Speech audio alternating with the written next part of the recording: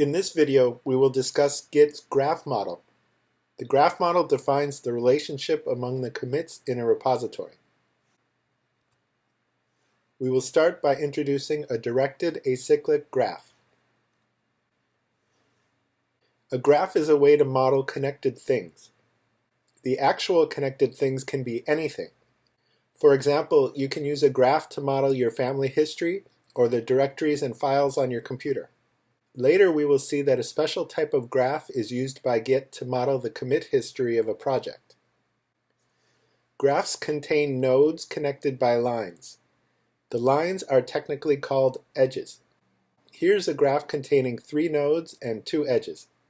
The nodes represent the things that are being modeled, and the lines represent the connections between them.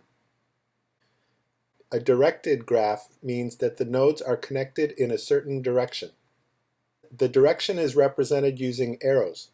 Here we see a directed graph with 3 nodes and 2 edges. The nodes are connected with the direction pointing to the right. The arrow direction in a directed graph depends on how you define the relationship between the nodes. For example, let's say that these 3 nodes represent your grandparent, your parent, and you. Now if I said point to your child, the arrow direction is to the right. However, if I said point to your parent, the arrow direction is to the left. So the arrow direction in a directed graph depends on how you define the relationship between the nodes. Acyclic means no cycles or non-circular. This means that you cannot find a path where you start and finish on the same node. The graph on the left is acyclic because you start on node C, move to node B, then move to node A. There is no way to go back to node C once you start. The graph on the right is cyclic because you can start and end on node A simply by going around the circle clockwise. A directed acyclic graph combines the concepts that we just talked about. It contains nodes connected with arrows and has no circular paths. The graph shown here is an example of a directed acyclic graph. It has nodes connected with arrows, and you cannot find a path where you start and finish on the same node. Next, we will talk about Git's graph.